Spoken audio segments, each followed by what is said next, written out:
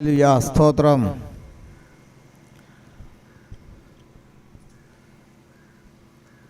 Hallelujah, സ്തോത്രം. പ്രിയ ഈ നാട്ടിലെ ദൈവമക്കൾ, ഈ നാട്ടിലെ ദേശത്തിലെ ഓരോ ദൈവമക്കളും കേൾവിക്കായി ഇവിടെ കടകളിൽ ആയിരിക്കുന്ന ദൈവമക്കൾക്കായി, വാഹനയാത്രകൾ ചെയ്യുന്ന ദൈവമക്കൾക്കായി, കാൽനട യാത്രകൾ ചെയ്യുന്ന ദൈവമക്കൾക്കായി, ഞങ്ങൾ ഈ ജംഗ്ഷനിൽ നടത്തുന്ന ഈ പരസ്യയോഗം വളരെയേറെ നാളുകൊണ്ട്, വളരെ വർഷങ്ങൾ കൊണ്ട് ഓരോ കവലകളിലും ഓരോ ദേശങ്ങളിലും ദൈവത്തിൻ്റെ സത്യവചനം ഞങ്ങൾ പ്രസംഗിച്ചു വരുന്നു. ഇതിന് കാരണമുണ്ട്. ഞാനെന്നൊരു വ്യക്തി ഒരു കാലത്ത് ദൈവത്തെ അറിയാതെ കഷ്ടതകളിലും പ്രയാസങ്ങളിലും വേദനയിലൂടെ നടക്കുമ്പോൾ ആരുടെ സഹായമുണ്ടാകും, എവിടെ നിന്ന് രക്ഷ കിട്ടും, എവിടെ നിന്ന് നമുക്ക് സമാധാനം കിട്ടും എന്ന് തേടി നടന്ന ഒരു കാലം എൻ്റെ ജീവിതത്തിൽ ഉണ്ടായിരുന്നു. ഞാൻ അനേക ഓരോ സ്ഥലങ്ങളിൽ പോയി ചോദിച്ചറിയുകയും പ്രശ്നങ്ങൾ ചോദിക്കുകയും കൈ നോക്കുകയും എവിടെ പോയി ഏത് പള്ളിയിൽ പോയാൽ, ഏത് പുണ്യസ്ഥലത്ത് പോയാൽ സമാധാനം കിട്ടുമെന്നൊക്കെയും എൻ്റെ ജീവിതത്തിൽ ഞാൻ തേടി നടന്നൊരു കാലമുണ്ടായിരുന്നു. സമാധാനമില്ലാതെ നാട്ടിനും വീട്ടിനും ഞാനൊരു പ്രശ്നക്കാരനായി തീർന്നു വന്നു. എന്നാൽ ഒരു ദിവസം കർത്താവായ യേശു ക്രിസ്തു എന്നെ തൊടുവാനിടയായി. ആ യേശു കർത്താവിനെ തൊട്ടതിന് ശേഷം, ആ യേശു കർത്താവിൻ്റെ തലയിൽ കൈവച്ചതിന് ശേഷം എൻ്റെ ജീവിതത്തിൽ സമാധാനം കിട്ടുവാനിടയായി. ഞാൻ സമാധാനമില്ലാതെ മദ്യം കഴിച്ചാൽ സമാധാനം കിട്ടുമെന്ന് ഞാൻ വിചാരിച്ചു മദ്യം കഴിക്കുവാൻ തുടങ്ങി. എന്നാൽ മദ്യം എൻ്റെ ജീവിതത്തിൽ സമാധാനം എനിക്ക് തരുവാൻ കഴിഞ്ഞില്ല. പ്രിയതമക്കളെ, ഈ സാക്ഷിയിൽ ഈ ദേശത്തിൽ അങ്ങനെ ആരെങ്കിലും ആയിരിക്കുന്നു എങ്കിൽ നമുക്ക് മദ്യം കഴിച്ച് ആർക്കും സമാധാനം കിട്ടുകയില്ല. ഇന്നുവരെ ഒരു വ്യക്തിക്കും മദ്യം, മയക്കുമരുന്ന്, കഞ്ചാവ് കഴിച്ച് സമാധാനം കിട്ടിയിട്ടേ ഇല്ല. ഇനി അത് കിട്ടുകയുമില്ല. അല്പസമയം നമ്മുടെ ബോധം കെട്ട് നമ്മൾ ഇരിക്കുന്നതല്ലാതെ വീണ്ടും നമ്മൾ ബോധം വരുമ്പോൾ നമ്മൾ വീണ്ടും പഴയതുപോലെ നമ്മൾ സമാധാനമില്ലാതെയായിത്തീരും. ഇന്ന് അനേക വ്യക്തികൾ സമാധാനം കിട്ടാതെ ആത്മഹത്യ തേടുന്നു. എന്തിനാണ് ആത്മഹത്യ തേടുന്നത്? പ്രിയ മക്കളെ, ഈ ദേശത്തിൽ ആരെങ്കിലും ആത്മഹത്യക്കായി ശ്രമിക്കുന്നു എങ്കിൽ പ്രിയ സഹോദര സഹോദരി, ഈ ആത്മഹത്യ ഒരു പരിഹാരമല്ല. ഈ ആത്മഹത്യ നമ്മൾ ചെയ്താൽ വീണ്ടും നമ്മുടെ വീട്ടിൽ നമ്മുടെ മക്കളും ഭാര്യയൊക്കെ വീണ്ടും ഒരു കഷ്ടത്തിലേക്കും ഭാരത്തിലേക്കും ആയിത്തീരും. അവർ വീണ്ടും പ്രശ്നത്തിലേക്കായിത്തീരും. പ്രശ്നം കൂടുന്നതല്ലാതെ ഒരിക്കലും സമാധാനം കിട്ടുകയില്ല. ആത്മഹത്യ ഒരു പരിഹാരമല്ല സഹോദര. മദ്യപാനം പരിഹാരമല്ല, കഞ്ചാവ് പരിഹാരമല്ല, മയക്കുമരുന്നുകൾ പരിഹാരമല്ല. ഇന്ന് നമ്മുടെ മക്കളെ നോക്കാമെങ്കിൽ ഇന്ന് അവർ മദ്യത്തിനും മയക്കുമരുന്നിനും അടിമയായിരിക്കുന്നു. അത് എന്തുകൊണ്ടാണ്? ഈ ലോകത്തിൽ രണ്ട് ശക്തിയുണ്ട്, പൈശാചിക ശക്തി, ദൈവിക ശക്തി. എന്നാൽ ഈ പൈശാചിക ശക്തി നമ്മുടെ മക്കളെ വീട്ടിൽ നിന്ന് ഇറക്കി കൊണ്ടുപോയി കൂട്ടുകാരെ കൂട്ടുകൂടിച്ച് മദ്യം കഴിപ്പിച്ചും കഞ്ചാവ് വലിപ്പിച്ചും പല മയക്കുമരുന്നുകൾ കഴിപ്പിച്ചും നമ്മുടെ ചെറുപ്പക്കാർ, നമ്മുടെ മക്കൾ പാപത്തിൽ അടിമയായിരിക്കുന്നു, പാപം ചെയ്തു കൂട്ടുന്നു. ഈ മക്കളെ നമുക്ക് പ്രാർത്ഥിച്ച് ദൈവത്തിൽ കൂടി കൊണ്ടുവന്നാൽ ഈ മക്കളുടെ പ്രശ്നങ്ങൾ മാറിക്കിട്ടും. നമ്മുടെ പ്രാർത്ഥന കുറവുകൊണ്ടാണ്, നമ്മുടെ ജീവനുള്ള ദൈവം ആരാണ് നമ്മൾ കണ്ടെത്താത്തത് കൊണ്ടാണ്, നമ്മുടെ ദൈവത്തിനെ കുറിച്ച് നമ്മുടെ മക്കളെ പഠിപ്പിക്കാത്തത് കൊണ്ടാണ്. നമ്മൾ കുഞ്ഞുനാളിൽ തന്നെ നമ്മളെ കൊച്ചു മക്കളെ സൺഡേ സ്കൂൾ പഠിപ്പിച്ച് നമ്മളെ ദൈവവചനങ്ങൾ പഠിപ്പിച്ച് അവരെ ദൈവത്തിൽ കൊണ്ടുവരാമെങ്കിൽ ഒരിക്കലും നമ്മുടെ മക്കൾ തെറ്റുകയില്ല. ഇത് നമ്മുടെ മാതാപിതാക്കളുടെ തെറ്റാണ് നമ്മുടെ മക്കൾ തെറ്റിപ്പോകുന്നത്. അവരെ കുഞ്ഞുനാളിൽ നല്ല അനുസരണയിൽ വളർത്താതെയും ദൈവത്തിൻ്റെ വചനങ്ങൾ പറഞ്ഞു കൊടുക്കാതെയും ഇതായിരിക്കുമ്പോൾ അവരെ പിശാച് അവരെ തെറ്റിച്ചു കൊണ്ടുപോകും. എന്നാൽ ദൈവത്തെ അറിയുന്ന മക്കൾ അവർക്കൊരിക്കലും പാപം ചെയ്യുവാൻ കഴിയുകയില്ല. നമ്മളെ നാട്ടിൽ, നമ്മളെ കേരള നാട് ഒരു കാലത്ത് ദൈവത്തിൻ്റെ നാടെന്ന് പറഞ്ഞൊരു കാലമുണ്ടായിരുന്നു. നമ്മുടെ ചെറുപ്പകാലത്ത് നമ്മൾ ദൂരെ വടക്കേ ഇന്ത്യയിലൊക്കെ ഇങ്ങനെ പോകുമ്പോൾ അവർ തന്നെ ഇങ്ങനെ പറയും, കേരളം എന്ന് പറഞ്ഞാൽ അത് ദൈവത്തിൻ്റെ നാടാണ്. അപ്പോൾ ഞാൻ ഇങ്ങനെ ചോദിക്കും, വടക്കേന്ത്യയിലൊക്കെ ഇരുന്ന ആളാണ് ഞാൻ. അപ്പോൾ ഞാനിങ്ങനെ ചോദിക്കും, അത് എന്തുകൊണ്ടാണ് നിങ്ങൾ പറയുന്നത് ദൈവത്തിൻ്റെ നാടെന്ന്? അത് കേരളത്തിൽ അവിടെ സമാധാനമുണ്ട്, അവിടെ വിദ്യാഭ്യാസമുണ്ട്, അവിടെ നല്ല കാലാവസ്ഥ, കണക്കിനുള്ള തണുപ്പ്, കണക്കിനുള്ള ചൂട്, നല്ല കാറ്റ്, നല്ല ജീവിതം, സമാധാനമുള്ള കുടുംബങ്ങൾ, സ്നേഹമുള്ള മനുഷ്യർ എന്നിങ്ങനെ പറയുവാനിടയാകും. അത് നമ്മുടെ ചെറുപ്പകാലങ്ങളിലൊക്കെ അങ്ങനെയൊക്കെ ഉണ്ടായിരുന്നു. എന്നാൽ ഇന്നാണെങ്കിൽ ഈ കേരളം പാപം കൊണ്ട് നിറഞ്ഞ കേരളമായി തീർന്നു. അത് നമുക്ക് തെളിവുണ്ട്. നമ്മുടെ വീട്ടിൻ്റെ അതിരാവിലെ വീഴുന്ന പത്രങ്ങൾ എടുത്ത് നോക്കാമെങ്കിൽ ഫ്രണ്ട് പേജിൽ തന്നെ ഇങ്ങനെ എഴുതിയിരിക്കും, മകൻ അപ്പനെ അടിച്ചു കൊന്നു, മകൻ കഞ്ചാവ് വലിച്ചുകൊണ്ട് ഇല്ലെ മയക്ക് മരുന്ന് കഴിച്ചുകൊണ്ട് ബോധമില്ലാതെ വീട്ടിൽ വന്ന് മാതാവിനെയും പിതാവിനെയും അടിക്കുകയും ആ സമയം മാതാവും പിതാവും മകൻ അടിച്ചു കൊല്ലും. അല്ല എങ്കിൽ ഈ മകൻ മാതാവിനെ അടിച്ചു കൊല്ലും, അല്ലെങ്കിൽ പിതാവിനെ അടിച്ചു കൊല്ലും. ഇതൊക്കെ നമ്മൾ ദിവസവും പത്രത്തിൽ വായിച്ചറിയുന്നതാണ്. അങ്ങനെ ഈ കേരളം ഇന്ന് പാപം കൊണ്ട് നിറഞ്ഞ കേരളമായിരിക്കുന്നു. ഏത് നമ്മളെ സംസ്ഥാന നമ്മുടെ എല്ലാ ജില്ലകളിൽ നോക്കാമെങ്കിൽ അതിരാവിലെ നമുക്ക് അറിയുവാൻ സാധിക്കും, ഈ ലോകത്തിൽ പാപം കൊണ്ട് നിറഞ്ഞിരിക്കുന്നു. ഇതാണ് കാരണം. മനുഷ്യന് സമാധാനമില്ല. സമാധാനം ഈ ലോകത്തിൽ നിന്ന് എടുത്തു കളഞ്ഞു. കേരളത്തിൽ സമാധാനമില്ലാതെ അനേക മക്കൾ പാപത്തിന്റെ അടിമത്തിലായിരിക്കുന്നു. നമ്മളെ കുടുംബങ്ങൾ നോക്കാമെങ്കിൽ ഭർത്താക്കന്മാർ അവർ സ്വരൂപില്ല, അവർ സ്നേഹമില്ല. ഭർത്താവ് ഭാര്യയോട് സ്നേഹമില്ല, ഭാര്യയ്ക്ക് ഭർത്താവിനോട് സ്നേഹമില്ല, മക്കൾ തമ്മിൽ സ്നേഹമില്ല, വീട്ടിൽ സംശയം.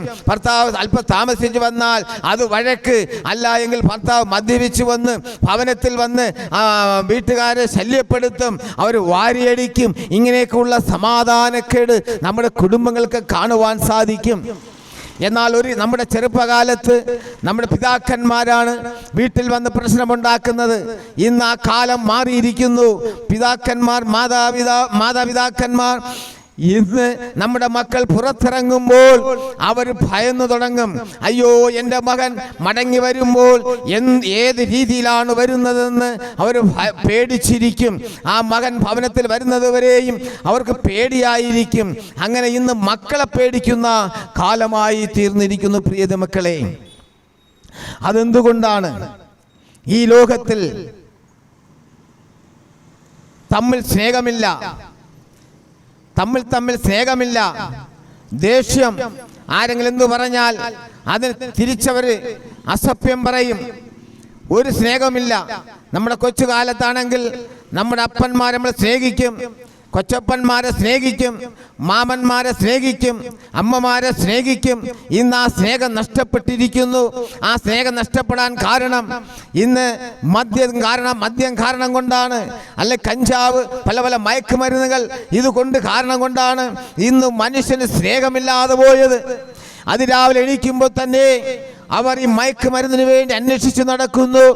ഇന്ന് സ്കൂളിൽ പഠിക്കുന്ന കുഞ്ഞുങ്ങൾ സ്കൂളിൽ പോകുമ്പോൾ അവരുടെ കയ്യിൽ എങ്ങനെ കഞ്ചാവ് വരുന്നു, എങ്ങനെ മയക്കുമരുന്ന് വരുന്നു, എങ്ങനെ അവർ ഈ മയക്കുമരുന്ന് കഴിച്ച് ഈ പാപത്തിലേക്ക് പിഞ്ചു കുഞ്ഞുങ്ങൾ പോകുന്നു. പെൺപിള്ളേർക്ക് കഞ്ചാവ് കൊടുക്കുന്നു, അവരെ അത് വലിപ്പിച്ച് മയക്കുന്നു, അവർക്ക് മദ്യം കൊടുക്കുന്നു. നമ്മൾ ഏത് സ്കൂളിൽ നോക്കിയാലും ഇന്ന് മദ്യം ഒഴുകുന്ന സ്കൂളുകളെ കോളേജുകളെ കാണാൻ സാധ്യമുള്ളൂ. പ്രിയ മക്കളെ, ഇത് കാരണം എന്താണ്? ഈ ലോകത്തിൽ പിശാചെന്ന ശക്തി വളർന്നുകൊണ്ടിരിക്കുന്നു. അവൻ മനുഷ്യനെ തെറ്റിച്ചു കൊണ്ടിരിക്കുന്നു. നമുക്ക് സമാധാനം കിട്ടണമെങ്കിൽ, നമ്മുടെ മക്കൾ നേരെ വരണമെങ്കിൽ നമുക്കൊരേ വഴിയുള്ളൂ. കർത്താവായ യേശു ക്രിസ്തുവിനെ അറിയുക. ആ കർത്താവ് യേശു ക്രിസ്തു സമാധാനമുള്ള ദൈവമാണ്, സമാധാനമുള്ള ദൈവമാണ്. ആ യേശു കർത്താവ് ഇങ്ങനെ പറഞ്ഞു, മകനേ മകളെ, നിന്റെ ഹൃദയത്തെ എനിക്കിതാ, ഞാൻ നിനക്ക് സമാധാനം തരാം. നിന്റെ ഭാരങ്ങളൊക്കെയും, നിന്റെ എല്ലാ ഭാരങ്ങളൊക്കെയും എൻ്റെ ചുമട്ടിട്ട് കൊള്ളുക, ഞാൻ ചുമന്നുകൊള്ളാം എന്ന് പറഞ്ഞൊരു ദൈവമുണ്ടെങ്കിൽ ഈ കർത്താവായ യേശു ക്രിസ്തു മാത്രമേ ഉള്ളൂ. ഈ ലോകത്തിൽ അനേക ദൈവങ്ങളുണ്ട്. ഈ ദൈവങ്ങളൊക്കെയും മരിച്ചിട്ടും ഉയർത്തെഴുന്നേറ്റിട്ടില്ല.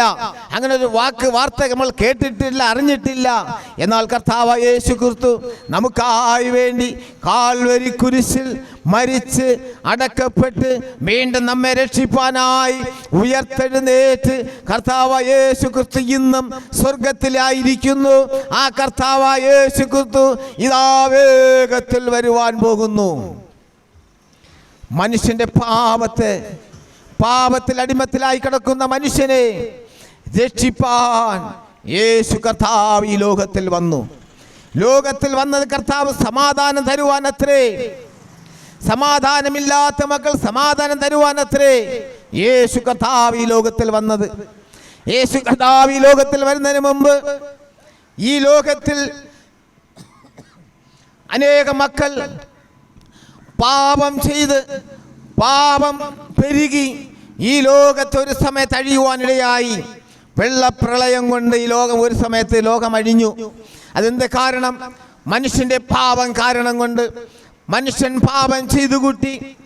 യഹോവയായ ദൈവത്തിന് എൻ്റെ മക്കൾ ഇങ്ങനെ ഭൂമിയിൽ പാപം ചെയ്തു കൂട്ടുന്നല്ലോ എന്ന് ദുഃഖിച്ചുകൊണ്ട് അന്നൊരു കുടുംബം, ദൈവത്തോട് ജീവിച്ചൊരു കുടുംബമുണ്ടായിരുന്നു, നോഹയും കുടുംബവും. നോഹയോട് ഇങ്ങനെ പറഞ്ഞു, നോഹേ, എൻ്റെ ജനം ഞാൻ പറയുന്നത് അനുസരിക്കുന്നില്ല, എൻ്റെ വചനങ്ങൾ അവരനുസരിക്കുന്നില്ല. ഈ ജനം പാപം ചെയ്തു കൂട്ടുന്നത് കൊണ്ട് ഈ ലോകത്തെ ഞാൻ മഴ അയച്ച് വെള്ളപ്രളയമുണ്ടാക്കി ഈ ലോകത്തെ ഞാൻ അഴിക്കുവാൻ പോകുന്നു. അതുകൊണ്ട് നിനക്കും നിന്റെ കുടുംബത്തിനും രക്ഷ പ്രാപിപ്പാൻ വേണ്ടി, നിങ്ങളെ ഞാൻ രക്ഷിക്കുവാൻ വേണ്ടി നിങ്ങൾക്ക് ഒരു പെട്ടകം നിങ്ങൾ ഉണ്ടാക്കണം. ഞാൻ പറയുന്ന അളവിലും ഞാൻ പറയുന്ന ആ കണക്കിൽ നിങ്ങൾ പെട്ടകം ഉണ്ടാക്കണം. എന്നിട്ട് നീ എല്ലാ ദേശങ്ങളിലും പോയി, എല്ലാ കവലകളിലും പോയി ഈ സുവിശേഷം പറയണം. ഞാൻ ഈ ലോകത്തെ അഴിക്കുവാൻ പോകുന്നു, മാനാസാന്തരപ്പെടുവാൻ. അങ്ങനെ നോഹപ്പച്ചൻ പെട്ടകം പണിയുവാൻ തുടങ്ങി. അത് കഴിഞ്ഞ ശേഷം ഓരോ കവലകളിലും ഓരോ ഗ്രാമങ്ങളിലും പോയി സുവിശേഷം പറയും.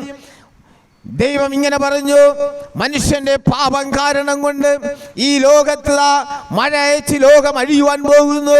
അതുകൊണ്ട് നിങ്ങൾ വേഗത്തിൽ മാനാസാന്തരപ്പെടണം, ദൈവത്തെ അറിയണമെന്ന് ഇങ്ങനെ സുവിശേഷം വിളിച്ചു പറയുവാൻ തുടങ്ങി. അന്ന് ഇങ്ങനെ വിളിച്ചു പറയുമ്പോൾ നോഹപ്പച്ചനെ ഇങ്ങനെ കളിയാക്കിയവരുണ്ട്, അവരെ ഓട്ടിച്ചവരുണ്ട്, ദേഷ്യപ്പെട്ടവരുണ്ട്.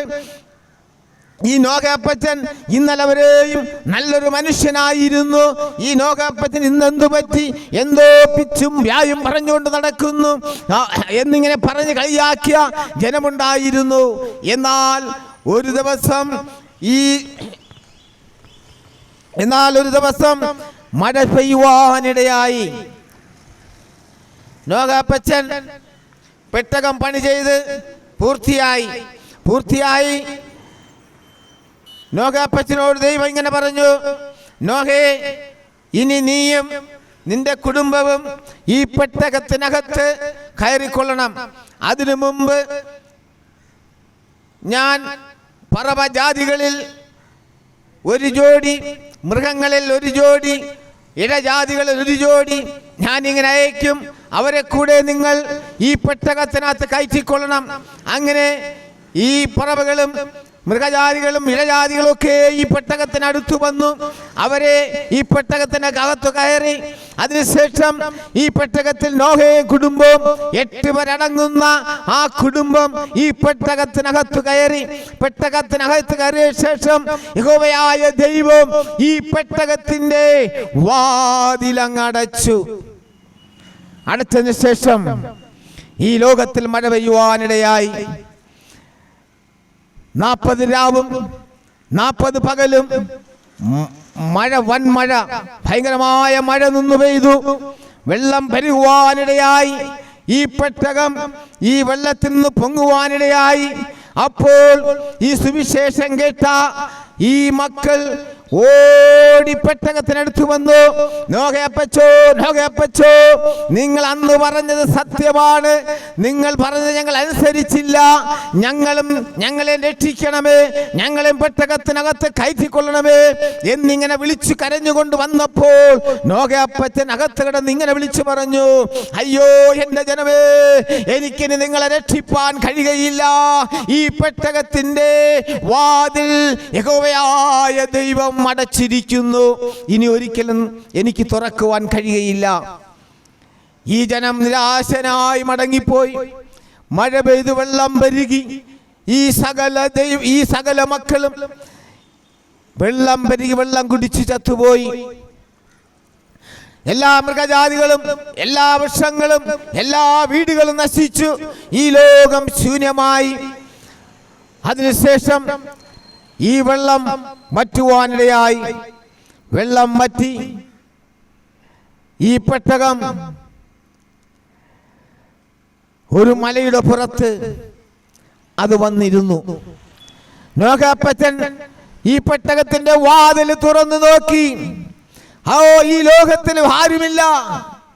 ഒരു പർവ്വജാതികളോ മൃഗങ്ങളോ മനുഷ്യരോ ഒരു വൃക്ഷങ്ങളോ വീടുകളോ ഒന്നുമില്ല.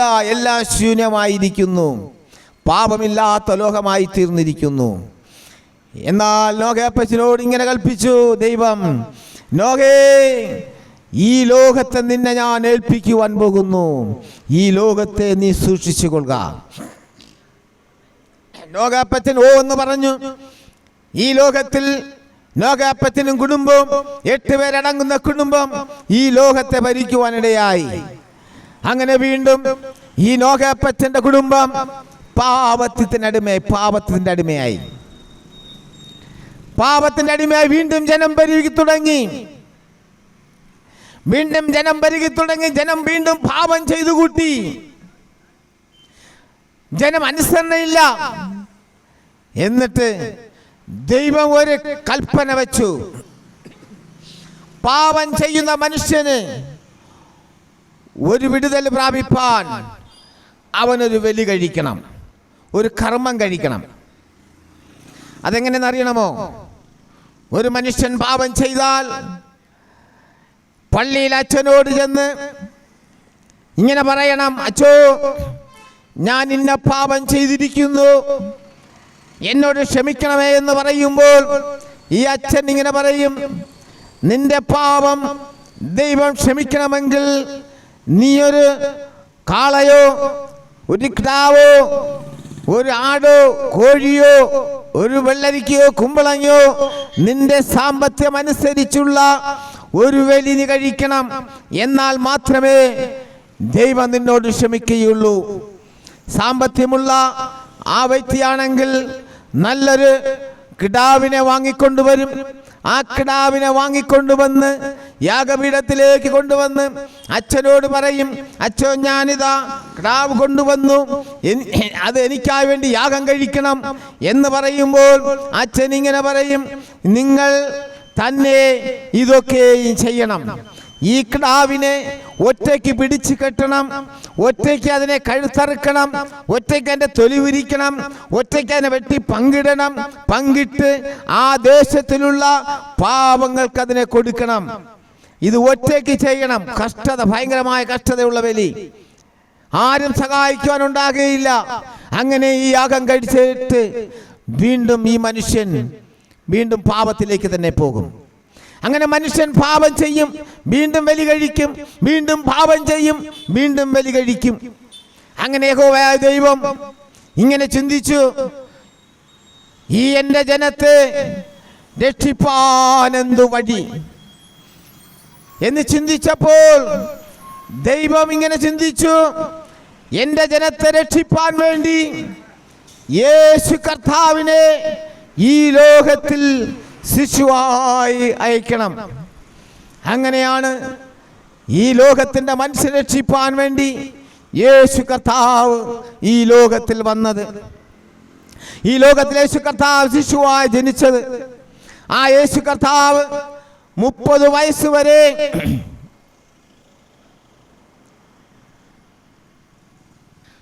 അങ്ങനെ യേശു കർത്താവ് 30 വയസ്സ് വരെ അപ്പൻ്റെയും അമ്മയുടെയും അനുസരണയിൽ ജീവിച്ചു.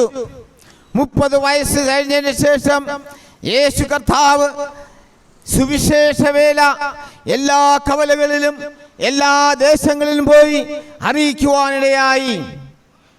അങ്ങനെ 3.5 വർഷം യേശു കർത്താവ് സുവിശേഷ വേല ചെയ്തു. ആ യേശു കർത്താവ് സുവിശേഷ വേല ചെയ്തുകൊണ്ട് നിൽക്കുമ്പോൾ തന്നെ പടയാളികൾ യേശു കർത്താവിനെ പിടിക്കുവാനിടയായി. ഇങ്ങനെ പല പല ചോദ്യങ്ങൾ. നീ ദൈവമാണോ? നീ രാജാവാണോ? നീ ലോകത്തിന്റെ രക്ഷകനാണോ? ഇവിടെയൊക്കെയും ദൈവം മൗനം പാലിച്ച് സുവിശേഷ വേല ചെയ്തുകൊണ്ടിരുന്നു. ആദ്യമായി ദൈവം ചെയ്തൊരു അത്ഭുതം, കാനാവിലെ കല്യാണ വീട്ടിൽ ഒരു അത്ഭുതം ചെയ്തു. ആ കല്യാണ വീട്ടിൽ മുന്തിരി കൊണ്ടുണ്ടാക്കിയ വീഞ്ഞു തീർന്നപ്പോൾ ആ കർത്താവ് യേശു ക്രിസ്തു ആ കല്യാണ വീട്ടിൽ പോയ സമയത്ത് യേശു കർത്താവ് പച്ചവെള്ളത്തെ മധുരമേറെ വീഞ്ഞാക്കി കൊടുത്ത ദൈവം, അങ്ങനെ അത്ഭുതം ചെയ്ത ദൈവം. രണ്ടാമത് വേറൊരു കവലയിൽ പോയപ്പോൾ ഒരു മനുഷ്യൻ കുരുടനായിരുന്നു, കണ്ണ് കണ്ടുകൂടാതെ തപ്പി തപ്പി നടക്കുമ്പോൾ അങ്ങനെ യേശു കർത്താവിൻ്റെ അരികിൽ പോയി, യേശുവേ എനിക്ക് കാഴ്ച വേണമെന്ന് പറഞ്ഞപ്പോൾ തന്നെ ഇതിൽ മണ്ണെടുത്ത് മണ്ണ് തുപ്പല കൊണ്ട് കുഴച്ച് കണ്ണിൽ പൂശിക്കൊടുത്ത് ആ കുളത്തിൽ പോയി നീ കഴുക എന്ന് പറഞ്ഞപ്പോൾ ആ കഴുകിയതിന് ശേഷം ആ കുരുടന് കാഴ്ച പ്രാപിച്ചു. മൂന്നാമത് അടുത്തൊരു കവലയിൽ പോകുമ്പോൾ ഒരു മുടന്തനായൊരു മനുഷ്യൻ 40 വർഷം കൊണ്ട് ഒരു സ്ഥലത്ത് തന്നെ കിടക്കുകയായിരുന്നു, നടക്കാൻ കഴിയില്ല. യേശു കർത്താവ് വഴിയെ പോകുമ്പോൾ യേശു കർത്താവിനോട് ഇങ്ങനെ പറഞ്ഞു, ഓ ഗുരു, ഞാൻ 40 വർഷം കൊണ്ട് ഈ കുളത്തിൻ്റെ അരയിൽ കിടക്കുകയാണ്, എനിക്ക് നടക്കുവാൻ സാധിക്കുന്നില്ല. കർത്താവ് ഇങ്ങനെ പറഞ്ഞു, നിന്റെ കിടക്കയെടുത്ത് നീ നടക്കുക എന്ന് പറഞ്ഞപ്പോൾ തന്നെ ഈ മുടന്തൻ നടക്കുവാനിടയായി. അത് കഴിഞ്ഞ് അടുത്ത കവലയിൽ പോയപ്പോൾ ഒരു മനുഷ്യൻ തലയ്ക്ക് സുഖമില്ലാതെ കല്ലറത്തോട്ടത്തിൽ ചങ്ങല കൊണ്ട് അവനെ കെട്ടിയിട്ടിരിക്കുന്നു. അവിടെ നിന്ന് ഒരു മനുഷ്യൻ ഇങ്ങനെ വിളിക്കുന്നു, ദാവീദ് പുത്ര എന്നെ രക്ഷിക്കണമേ എന്ന് പറഞ്ഞപ്പോൾ കർത്താവ് നീ സുഗന്ധനാക എന്ന് പറഞ്ഞപ്പോൾ തന്നെ ആ മനുഷ്യന്റെ ശരീരത്തിൽ നിന്ന ഭൂതം വിട്ടുമാറി ആ മനുഷ്യൻ സ്വതന്ത്രനായി സുഖം പ്രാപിച്ചു. അടുത്തൊരു സ്ഥലത്ത് പോയപ്പോൾ ലാസർ എന്നൊരു മനുഷ്യൻ മരിച്ചുപോയി. മരിച്ചിട്ട് 4 ദിവസമായി. ആ 4 ദിവസം കഴിഞ്ഞ് യേശു കർത്താവ് ലാസറിന്റെ ഭവനത്ത് പോയി. ലാസറിന്റെ സഹോദരി ഇങ്ങനെ പറഞ്ഞു, യേശുവേ,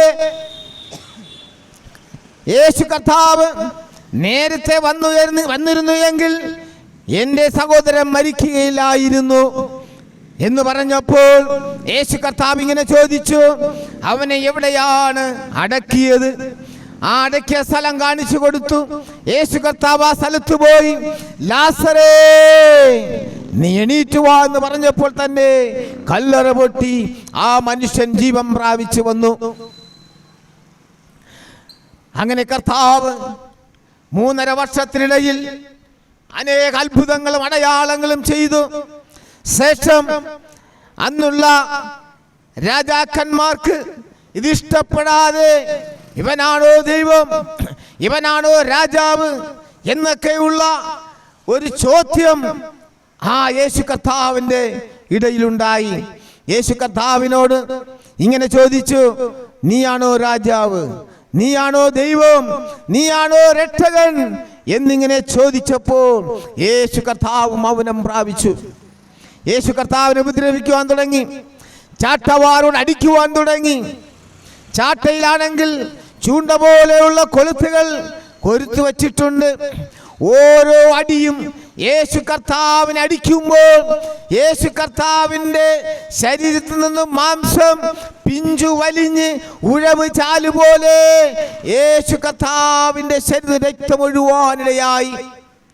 തലയിൽ കിരീടമുണ്ടാക്കി തലയിൽ പതിപ്പിച്ചു ധാരധാരയായി രക്തം ഒലിക്കുവാനിടയായി. അങ്ങനെ യേശു കർത്താവിനെ ഭയങ്കരമായ അടിയും ഉപദ്രവവും പഴിയും ദുഷിയും ഒക്കെയും യേശു കർത്താവിന് കൊടുക്കുവാനിടയായി.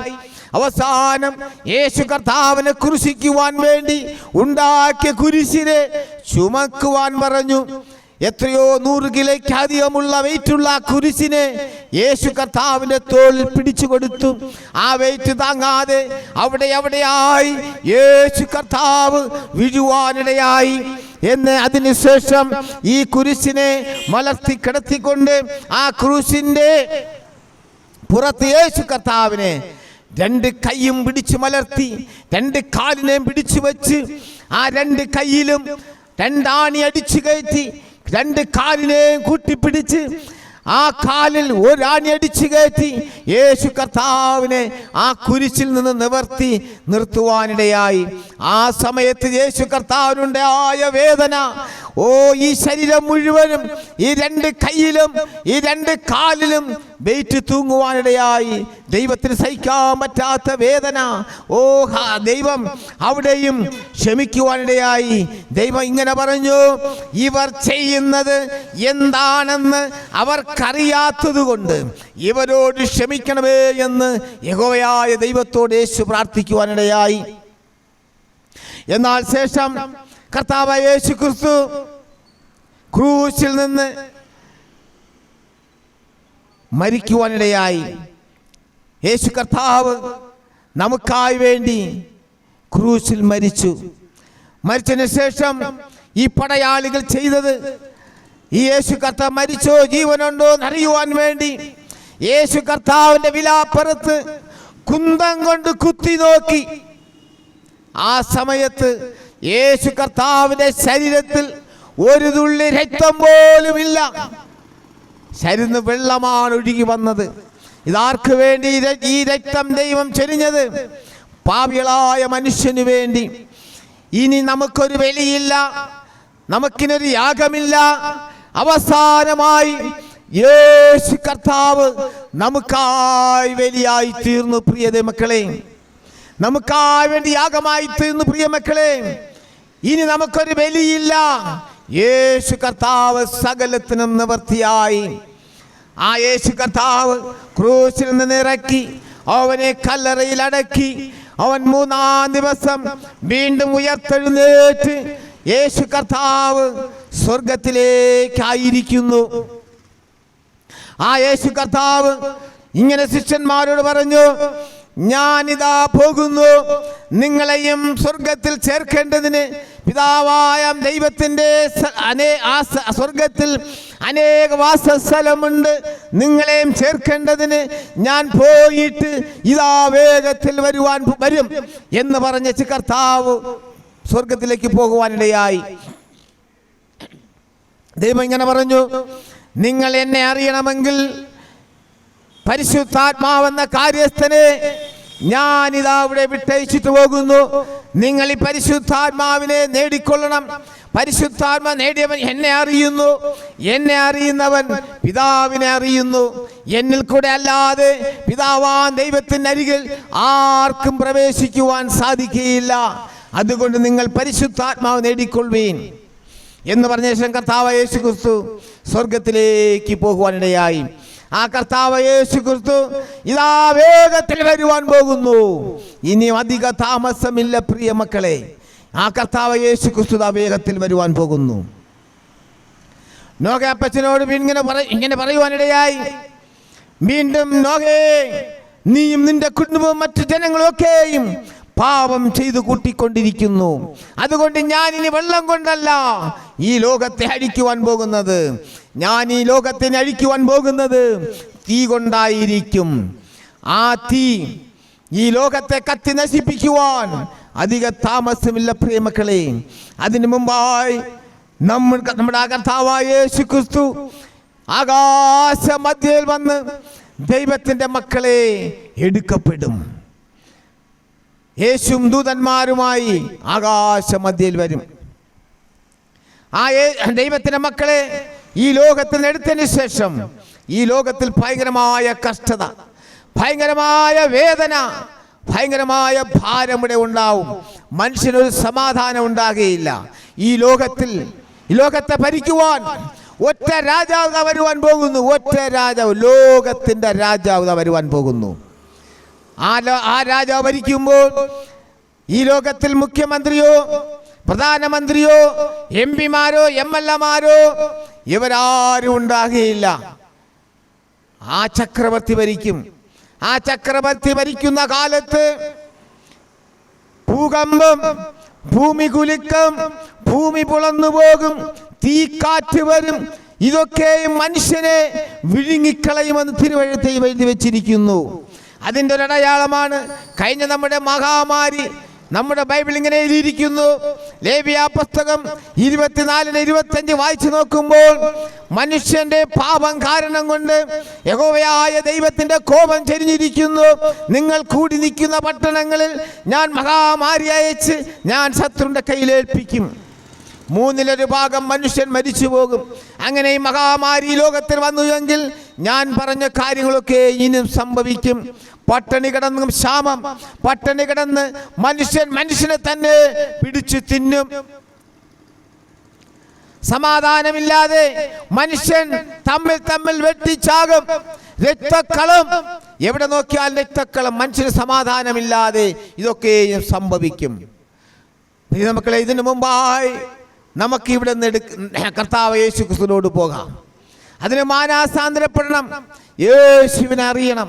എന്നാൽ മാത്രമേ യേശുവിനോട് നമുക്ക് ചേരുവാൻ കഴിയുള്ളൂ. അങ്ങനെ 7.5 വർഷക്കാലം ഈ ലോകത്തിൽ ഈ ചക്രവർത്തി ഭരിക്കും. ഈ ചക്രവർത്തി കയറിയാൽ ഉടൻ തന്നെ ഇങ്ങനെ ഒരു കൽപ്പന പറയും.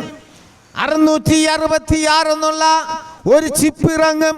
ആ ചിപ്പ് കയ്യിലോ നെറ്റിയിലോ പതിക്കുന്നവർക്ക് മാത്രമേ കടകളിലുള്ള സാധനങ്ങൾ വിൽക്കുവാനും വാങ്ങുവാനും കഴിയുകയുള്ളൂ. ഈ ചിപ്പ് ധരിക്കാത്തവർക്കും ആഹാര സാധനം വാങ്ങുവാൻ കഴിയുകയില്ല. ഒരു സാധനം നമുക്ക് വിൽക്കുവാൻ കഴിയില്ല. നമ്മളൊരു ഒരു കടയിൽ വിൽക്കുവാൻ കൊണ്ടുപോകുമ്പോൾ അവിടുത്തെ കമ്പ്യൂട്ടർ ഓൺ ചെയ്ത് ആ കടയിലെ ഓണർ നോക്കും, ഈ ആള് ചിപ്പ് ധരിച്ചിട്ടുണ്ടോ. നമ്മൾ ചിപ്പ് ധരിച്ചിട്ടുണ്ടെന്ന് ആ കമ്പ്യൂട്ടറിൽ കണ്ടാൽ മാത്രമേ നമ്മുടെ കയ്യിരിക്കുന്ന സാധനം അദ്ദേഹം വാങ്ങുകയുള്ളൂ. ഇന്ന് നമുക്ക് കണ്ടോ, റേഷൻ വാങ്ങണമെങ്കിൽ നമ്മൾ കൈയടയാളം പതിക്കണം. നമ്മുടെ കൈയടയാളം ഡൽഹിയിലുള്ള അവിടുത്തെ ഒരു ഓഫീസിൽ, അവിടുത്തെ കമ്പ്യൂട്ടറിൽ അവർ നമ്മുടെ കൈയടയാളം കണ്ടാൽ മാത്രമേ അവർ ഓക്കെ അടിക്കൂ. ഈ ആളിന് റേഷൻ കൊടുക്കാം അന്ന് പറഞ്ഞാൽ മാത്രമേ നമുക്ക് റേഷൻ തരികയുള്ളൂ. ഇത് നമ്മുടെ ഇന്ത്യയിൽ സംഭവിക്കാമെങ്കിൽ ലോകത്തിൽ ഇതാ വരുവാൻ പോകുന്നത് 666 എന്നുള്ള ചിപ്പ് ധരിക്കുന്നവർക്ക് മാത്രമേ ആഹാര സാധനം വാങ്ങുവാനും വിൽക്കുവാനും കഴിയുകയുള്ളൂ. വെള്ളമൊന്നും കിട്ടുകയില്ല. വെള്ളം നമ്മൾ വില കൊടുത്ത് വാങ്ങണം. വെള്ളം നദികളും കിണറുകളും കുളങ്ങളും ഒക്കെയും രക്തക്കളറായി തീരും. ഏതെങ്കിലും രാജ്യത്തു നിന്ന് വെള്ളം വരും, അതിനെ വാങ്ങി കുടിക്കണം. നമ്മൾ 10 ലിറ്റർ വെള്ളം കേട്ടാൽ 5 ലിറ്ററേ തരൂ. ഈ 5 ലിറ്റർ കൊണ്ട് ആഹാരം പാകം ചെയ്യണം, നമ്മുടെ തുണികൾ കഴുകണം, കുളിക്കണം. ഇങ്ങനെയൊക്കെ നമ്മൾ ഈ 5 ലിറ്റർ വെള്ളം കൊണ്ട് ചെയ്യേണ്ടി വരും. ഇതൊക്കെ നിശ്ചയമായി പ്രിയ മക്കളെ ബൈബിളിൽ എഴുതി വെച്ചിരിക്കുന്നതാണ്. നിശ്ചയമായി ഇത് സംഭവിച്ചിരിക്കും. ഈ 7.5 വർഷക്കാലം ഈ കഷ്ടതകളും ഈ പീഡനങ്ങളും ഈ ലോകത്തിൽ നടക്കും. എന്നാൽ അതിനു മുമ്പേ ദൈവത്തിന്റെ മക്കളെ ദൈവം ഈ ലോകത്തിന് എടുക്കപ്പെടും. ദൈവത്തെ അറിയാത്തവർ ഇതൊക്കെ അനുഭവിക്കേണ്ടി വരും. അതിനുശേഷം കർത്താവായ യേശു ക്രിസ്തു വരും. 1000 ആണ്ട് ഈ ലോകത്തെ ഭരിക്കുവാൻ. 1000 ആണ്ട് ലോകത്തെ ഭരിക്കുവാൻ ഇതാ ഒരുവൻ വരുന്നു, കർത്താവായ യേശു ക്രിസ്തു.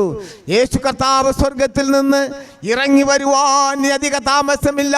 യേശു കർത്താവ് വരുമ്പോൾ ഈ പാതാളത്തിന്റെ, ഈ ഭൂമിയിലുള്ള പാതാളത്തിന്റെ താക്കോലുമായി ഈ ലോകത്തിലെ പിശാച് ഭരിക്കുന്ന പിശാചിനെ പിടിച്ചു കെട്ടുവാൻ താക്കോലുമായി ഒരു ചങ്ങലയുമായി ഇതാ യേശു വരുവാൻ പോകുന്നു. യേശു കർത്താവ് സ്വർഗത്തിൽ നിന്ന് ഇങ്ങനെ ഇറങ്ങി വരുമ്പോൾ നമുക്ക് അന്ന് ഇങ്ങനെ കാണുവാൻ നല്ല ഭംഗിയായിരിക്കും. നമ്മൾ കൈയടിച്ച് സന്തോഷിക്കും. യേശു കർത്താവ് ഇതാ ഇറങ്ങി വരുന്നു. പക്ഷേ യേശു കർത്താവ് പോയ സീനായി മലയിൽ നിന്ന് പോയതുപോലെ തന്നെ സീനായി മലയിൽ കർത്താവ് കാല് ചവിട്ടും.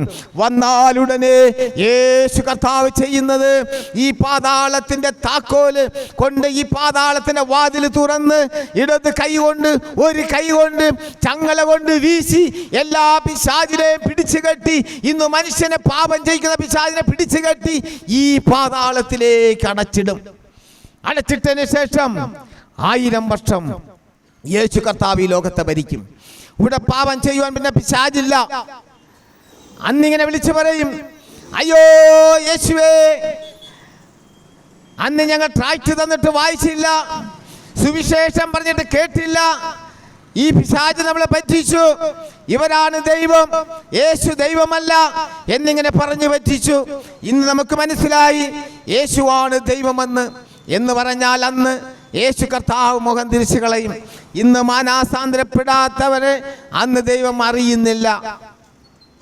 അങ്ങനെ 1000 വർഷം യേശു കർത്താവ് ഈ ലോകത്തെ ഭരിച്ചതിന് ശേഷം ഈ പാതാളത്തിൽ അടച്ചിട്ടിരിക്കുന്ന ഈ പിശാചിനെ തുറന്നു വിടുമ്പോൾ പിശാച് ആരെ പിടിക്കാമെന്ന ആവേശത്തോടുകൂടെ ദാഹത്തോടെ ഓടി നടക്കും. അന്ന് ഈ പിശാചിന് ഒരു മനുഷ്യനെ പിടിക്കുവാൻ കഴിയുകയില്ല. അന്നത്തെ മൃഗങ്ങൾ മനുഷ്യരോടുകൂടെ വിളയാടുമെന്ന് തിരുവചനം എഴുതി വച്ചിരിക്കുന്നു. ഇന്ന് മാംസം തിന്നുന്ന മൃഗങ്ങൾ അന്ന് പുല്ലുമേയും വൈക്കോല് തിന്നും, മനുഷ്യനോട് വിളയാടി കളിക്കും, കൊച്ചു പിള്ളരോട് വിളയാടി കളിക്കും. അങ്ങനെ ഈ ലോകം ഇതാ വരുവാൻ പോകുന്നു.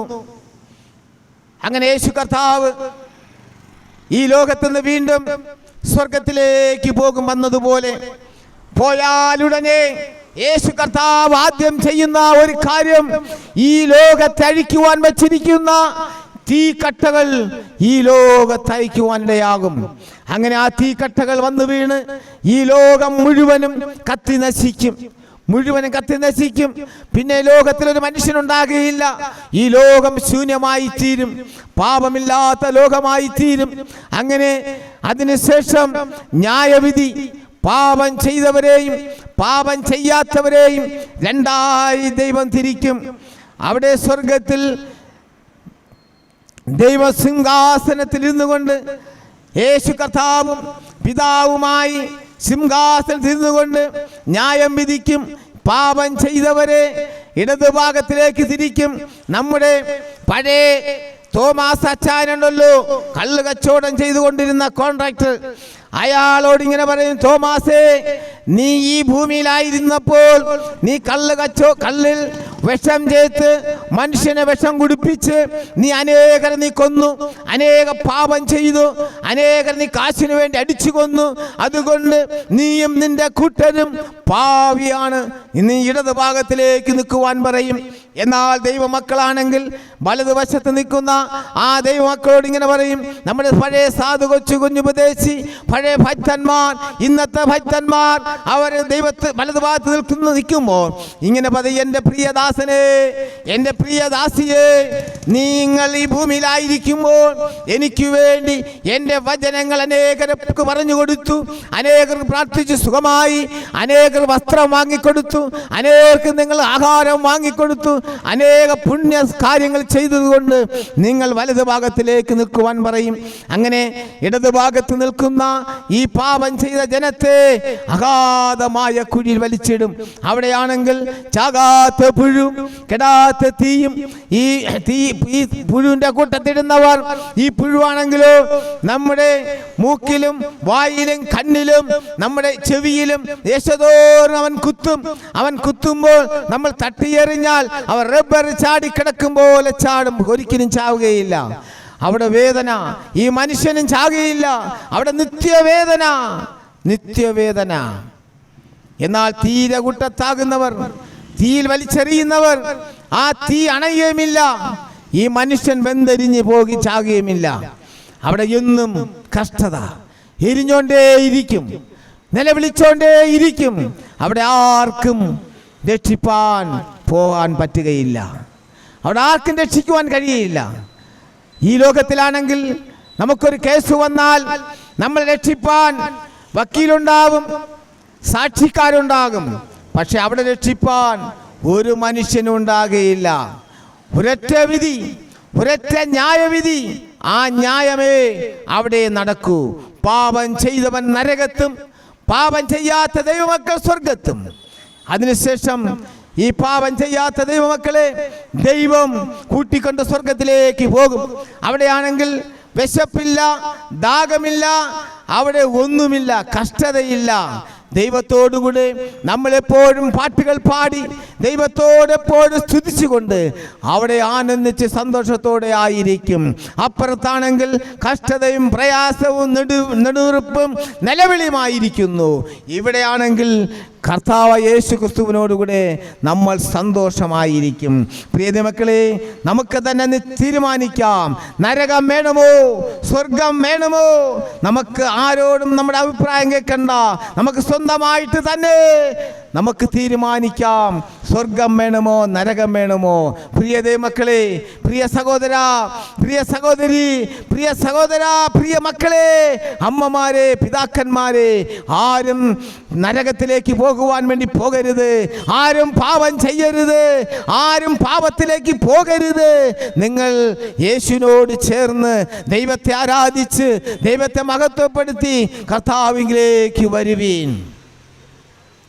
അപ്പം നിങ്ങൾ ചോദിക്കും, ദൈവദാസനെ, നമ്മൾ യേശുവിൻ്റെ ഭാഗത്ത് വരണമെങ്കിൽ, ദൈവത്തിൻ്റെ ഭാഗത്ത് വരണമെങ്കിൽ എന്തു ചെയ്യണം? ചെറിയൊരു കാര്യം, അവിടെ കാശ് കൊടുക്കണ്ട, അവിടെ ഒരു കർമ്മങ്ങളും ചെയ്യണ്ട, ഒരു ചെലവുമില്ല. നമ്മുടെ നാവ് കൊണ്ട് ഇങ്ങനെ പറയുക, യേശുവേ, യേശുവിനോട് എനിക്ക് ജീവിക്കുവാൻ താല്പര്യമുണ്ട്, ഈ നല്ല യേശുവിനെ എനിക്ക് വേണം, ആ യേശു കർത്താവിനെ ഞാൻ വിശ്വസിക്കുന്നു, എനിക്കായി വേണ്ടി എൻ്റെ പാപത്തോട് ക്ഷമിക്കണമേ, എൻ്റെ ശാപത്തോട് ക്ഷമിക്കണമേ, എൻ്റെ പിതാക്കന്മാർ ചെയ്ത പാപത്തോട് ക്ഷമിക്കണമേ, എനിക്ക് കണക്കിടരുത്. ഞാൻ യേശുവിനെ സ്നേഹിക്കുന്നു, യേശുവിനെ ഞാൻ അറിയുന്നു, യേശുവിൻ്റെ ഭാഗത്ത് ഞാൻ വരുവാൻ ആഗ്രഹമുണ്ട്. കർത്താവേ, എനിക്കായി വേണ്ടി, എൻ്റെ പാപത്തെ വിടുവിക്കുവാൻ വേണ്ടി എനിക്കായി കാൽവരി കുരിശിൽ ദൈവം 3 ആണി അടിയേറ്റ് സകല രക്തവും എൻ്റെ പാപത്തിന് വേണ്ടി ഒഴുക്കിയ ആ കർത്താവായ യേശു ക്രിസ്തുവിൽ ഞാൻ വിശ്വസിക്കുന്നു എന്ന് പറഞ്ഞതിന് ശേഷം നിങ്ങളുടെ അടുത്തുള്ള സഭകൾ പോയി ദൈവത്തെ ആരാധിക്കുക. ആരാധിച്ച്, സത്യത്തിൽ ആത്മാവിൽ ആരാധിച്ച് നിങ്ങൾ ജ്ഞാനസ്നാനമെടുക്കണം. ജ്ഞാനസ്നാനമെടുക്കുന്ന ഒരു വ്യക്തിക്ക് മാത്രമേ ജീവന്റെ പുസ്തകത്തിൽ പേരെഴുതുകയുള്ളൂ. നിങ്ങൾ എന്ന് ജ്ഞാനസ്നാനമെടുക്കുന്നു അന്ന് മാത്രമേ സ്വർഗത്തിലെ ജീവന്റെ പുസ്തകത്തിൽ പേരെഴുതുകയുള്ളൂ. അല്ലാതെ നമ്മൾ ഏത് പുണ്യ സ്ഥലത്ത് പോയാലും എവിടെ പോയി ആരാധിച്ചാലും നമ്മുടെ പേർ ജീവന്റെ പുസ്തകത്തിൽ ഉണ്ടാകുകയില്ല. എൻ്റെ കർത്താവ് യേശുക്രിസ്തുവിൻ്റെ ദൈവത്തിൻ്റെ വചനത്തിൽ നിന്ന് ഞാൻ ഇപ്പോൾ നിർത്തുന്നു.